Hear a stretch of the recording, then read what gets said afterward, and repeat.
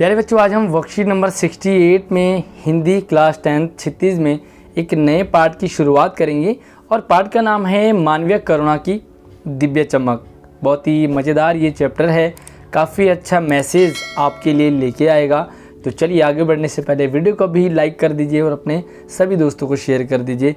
मेरा नाम जान लीजिए, मैं हूँ आपका आशीष है। तो चलिए शुरू करते हैं। और पाठ शुरू करने से पहले हम जान लेते हैं इस चैप्टर में। तो इस चैप्टर में एक ऐसे पर्सनालिटी फादर कामिल बुल्के का चित्र बनाया है, हमारे सामने प्रस्तुत किया है, जो अहिंदी भाषी होते हुए भी, यानी कि ये इंडिया के नहीं थे, विदेशी थे और विदेशी होकर के भी इन्होंने हिंदी भाषा और बोलियों के प्रति इतना प्रेम, इतना समर्पण, इतनी रिस्पेक्ट ये रखते थे। अब तो आप समझ ही गए होंगे कि किस पार्ट के बारे में कर रहे हैं। तो ये मानवीय करुणा की दिव्य चमक है और इसमें आप देखोगे कि फादर कामिल बुल्के ने किस तरह एक इंसानियत निभाई और प्रेम करना सिखा गए, हमें अपनापन दे गए, साथ ही हिंदी के प्रति प्रेम हमें सिखा गए। तो चलिए देखते हैं। और इस चैप्टर के लेखक कौन है? सर्वेश्वर दयाल सक्सेना। ठीक है, ये आपने ज़रूर ध्यान रखना है। यह पाठ गद्य की संस्मरण विधा में लिखा गया है। संस्मरण का मतलब होता है स्मरण, स्मरण से जुड़े, तो किसी की याद में, जब किसी की याद में हम कुछ लिखते हैं तो उसे संस्मरण कहते हैं। और नॉर्मली जो संस्मरण है वो मरने के बाद ही लिखे जाते हैं, है ना। संस्मरण स्मृतियों से बनता है और स्मृतियों को विश्वसनीयता उसे महत्वपूर्ण बनाती है। भाई यादें कुछ भी अगर हम लिख दें तो मज़ा नहीं आएगा, लेकिन उसमें विश्वसनीयता, रियलिटी अगर हो तो और भी मज़ा आ जाता है। आप कहानी पढ़ते हैं, कहानी में अगर आपको लगे कि हाँ यार ये रियल कहानी है तो पढ़ने में मज़ा आता है। अदरवाइज एक बात है वहाँ की, दूसरी वहाँ की, और अजीब सी बातें हों तो वो कहानी नहीं मानी जाती। फादर कामिल बुल्के पर लिखा सर्वेश्वर जी का यह संस्मरण इस कसौटी पर खरा उतरता है। अपने को भारतीय कहने वाले फादर बुल्के जन्मे तो बेल्जियम यानी कि यूरोप में, जो गिरजों, पादरियों, धर्मगुरुओं और संतों की भूमि कही जाती है। यूरोप में ज़्यादातर जो है पादरी, धर्मगुरु और ये गिरजाघर वगैरह ज़्यादा है, परंतु उन्होंने अपनी कर्मभूमि भारत को बनाया। और फादर कामिल बुल्के की खास बात है कि वो इंडियन नहीं थे, लेकिन कोई उनसे पूछता था कि भाई आप कहाँ के हैं, कौन से देश के, तो वो कहते मैं इंडिया का हूँ। फादर को जहरबाद से नहीं मरना चाहिए था। एक स्टेटमेंट देते हैं कि भाई जो फादर कामिल बुल्के हैं उनकी जो डेथ हुई वो जहरबाद यानी कि किसी जहर के कारण हुई है। तो लेखक कहते हैं कि भाई ऐसी पर्सनैलिटी को जहरबाद से या जहर से, किसी पॉइजन से नहीं मरना चाहिए, जिसकी रगों में दूसरों के लिए मिठास भरे अमृत के अतिरिक्त और कुछ नहीं था। फादर कामिल बुल्के ने हमेशा दूसरों को प्यार किया, स्नेह किया, अपनापन दिया, पारिवारिक रिश्ता निभाया। मतलब ऐसा इंसान यार, कहते हैं हम लोग भी कि यार उसको ऐसी मौत नहीं होनी चाहिए। उसके लिए इस जहर का विधान क्यों?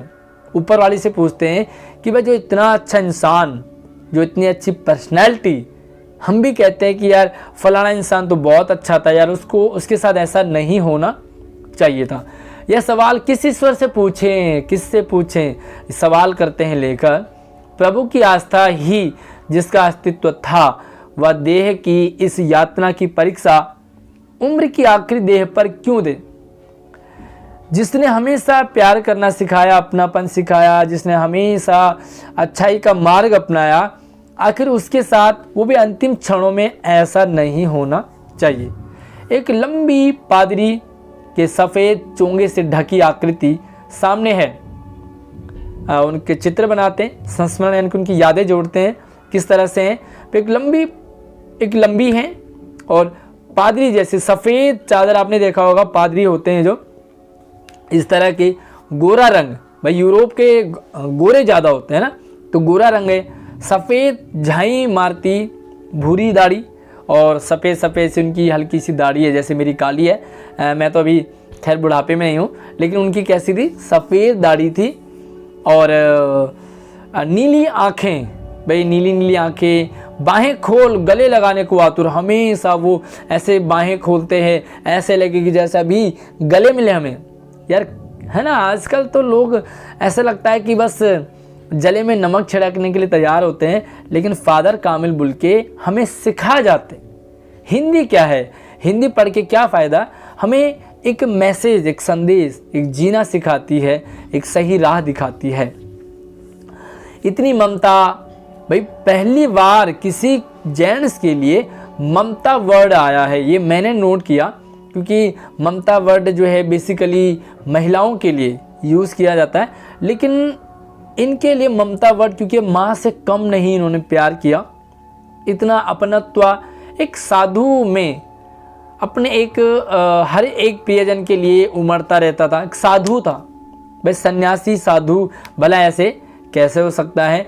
मैं 35 साल से इसका साक्षी था, जब मैं 35 का था तो तब से मैं फादर कामिल बुल्के के संपर्क में आया, मैं उन्हें देखा, समझा, वो इस तरह की पर्सनैलिटी थे, उनका नेचर ऐसा था। तब भी जब वह इलाहाबाद में थे और तब भी जब वह दिल्ली आते थे, तो दिल्ली आते थे, इलाहाबाद जाते थे, जहाँ भी मैं उनके संपर्क में रहता था। आज उन बाहों का दबाव मैं अपनी छाती पर महसूस करता हूँ। जब भी वो मिलते, गले मिलते, और कुछ लोग गले मिलते तो ऐसे कस के दबा देते हैं, तो लेखक कहते हैं कि आज वो कस के जब मुझे दबाते थे अपनी छाती से, तो मुझे आज भी उनका वो दबाव महसूस होता था। और दबाना क्यों, यानी कि उतना ज़्यादा प्रेम, जब हम किसी को गले मिलते और कस के पकड़ते हैं, दबाते हैं, तो इसका मतलब हम उससे उतना ज़्यादा प्रेम करते हैं। तो फादर कामिल बुल्के भी इसी तरीके से प्रेम करते थे। तो चलिए देखते हैं, यहाँ पर कुछ प्रश्न हैं, उनको देखते हैं और उनके आंसर समझने की कोशिश करते हैं। चलिए, पहला सवाल है कि मानवीय करुणा की दिव्य चमक पाठ किस विधा में लिखा गया। तो बड़ा आसान सा सवाल है। मानवीय करुणा की दिव्य चमक पाठ हिंदी के संस्मरण विधा में लिखा गया। संस्मरण का मतलब होता है स्मरण करने, यानी कि स्मृतियों से भरा ये संस्मरण होता है। तो इस तरह से 1-2 लाइन में आपका आंसर हो जाएगा। दूसरा है, लेखक को साहित्य का कौन सा सर्वश्रेष्ठ पुरस्कार प्राप्त हुआ। तो उनको हुआ था साहित्य अकादमी। तो यहाँ पे आप देख सकते हैं कि इनके बारे में, पुरस्कार के बारे में आया है कि साहित्य अकादमी पुरस्कार से पुरस्कृत, है ना। तो ये देखो, ये साहित्य अकादमी है, यहाँ से आप लिख सकते हैं इसको। अगला सवाल है, फादर बुल्के की मृत्यु का क्या कारण रहा। फादर कामिल बुल्के की मृत्यु का कारण था जहरबाद, यानी कि पॉइजन, और अंत समय में उनको ऐसी बीमारी लगी जो गई नहीं, यानी कि जहर की तरह वो उनके शरीर में फैलता गया। अगला सवाल है, उक्त गद्यांश के आधार पर आपके मन में फादर कामिल बुल्के की जो छवि उभरती है, जो इमेज आप फादर बुल्के आपके मन में उनकी इमेज बनती है, वो कैसी है अपने शब्दों में। तो मैं अगर अपने शब्दों का जामा पहनाऊँ फादर कामिल बुल्के को, तो फादर कामिल बुल्के एक अधेड़ उम्र के, ये कह सकते हैं कि 50 के पार हैं, होंगे, सॉरी हैं तो नहीं कह सकता, देखा नहीं मैंने, होंगे। और इनके बारे में भाई जो दाढ़ी वाड़ी इनकी ऐसी थी, मूछें थी, साथ में ये हमेशा लोगों को अपना समझते थे, उन्हें हर किसी को प्यार करना, अपनापन देना, और जब भी किसी से मिलना तो उनसे गले मिल कर के ही वो स्वागत करना, है ना। तो आजकल तो भाई कोरोना में गले मिलना भी बड़ा मुश्किल हो गया है। तो ये मेरे नज़र में, बाकी आप इसे एक्स्ट्रा भी आप लिख सकते हैं। जन्मभूमि और कर्मभूमि में अंतर समझाइए। इन्होंने कहा कि भाई जो इनकी जन्मभूमि थी वो थी यूरोप और इनकी कर्मभूमि थी इंडिया। तो जन्मभूमि और कर्मभूमि में अंतर, तो आप लिखोगे जन्मभूमि जहाँ जन्म होता है, जहाँ हम पैदा होते हैं, और कर्मभूमि जहाँ हम कर्म करते हैं, जहाँ काम करते हैं। लाइक फादर कामिल बुल्के की जो जन्मभूमि थी वो यूरोप थी, यूरोप में जन्मे, लेकिन इन्होंने अपना काम किया, अपना योगदान दिया का इंडिया में। तो यूरोप इनकी जन्मभूमि और इंडिया इनकी कर्मभूमि। तो अंतर आपको समझ आ गया होगा। चलिए देखते हैं, कुछ एक्टिविटी है और कार्यपत्रक में इससे कठिन शब्द छांट करके लिखिए और उनका अर्थ पता लगाइए। तो ये तो छोटे बच्चों की एक्टिविटी हो गई है कि भाई कठिन शब्दों को बताना है, फिर भी मैं आपको ये दिखाता हूँ थोड़ी देर में। तो ये देखो यहाँ पर कठिन शब्द कौन से, भाई जहरवाद हो गया कठिन शब्द, संस्मरण हो गया है, विश्वसनीयता हो गया है, साथ में और कौन कौन से इसमें कठिन शब्द हैं। तो चलिए मैं थोड़ा सा यहाँ पर आपको पूरा दिखा देता हूँ। आप मुझे इसमें बताइए कि आपको इसमें कठिन शब्द कौन सा लगा, जिसका आंसर आपको जानना है तो उसको आप कमेंट बॉक्स में बताएंगे, मैं उसका आंसर आपको बता दूंगा। और आप बच्चों से भी रिक्वेस्ट है कि किसी बच्चे ने अगर किसी कठिन शब्द को लिखा है तो आप उसको रिप्लाई भी कर दें कि इसका आंसर ये होना चाहिए। और अगली एक्टिविटी है आपकी, मेरी जन्मभूमि विषय पर 80 से 100 शब्दों में एक अनुच्छेद लिखेंगे। तो पिछले वर्कशीट में हमने अनुच्छेद लिखना सीखा, आज हम देखेंगे जन्मभूमि।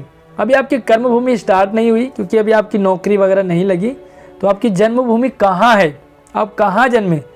दिल्ली में जन्मे तो दिल्ली में कौन सी जगह जन्मे, मुझे उस जगह का नाम बताएंगे कि आप कौन सी जगह जन्मे हैं, या आप कमेंट में बताओगे। साथ में आप किस गली में रहते हैं, वहाँ पे क्या क्या होता है, उसके बाद आपको क्यों अच्छा लगता है, आपकी जन्मभूमि क्यों अच्छी लगती है, जन्मभूमि की क्या खासियत है, और आपकी जन्मभूमि की क्या विशेष बात है। और बस वो आप इस 80 से 100 शब्द आपके हो जाएंगे। तो आई होप आपको वर्कशीट समझ आई होगी। कंटिन्यू अगले वर्कशीट में मिलते हैं। अगर आप चैनल को सब्सक्राइब नहीं किया तो अभी कर लीजिए। धन्यवाद।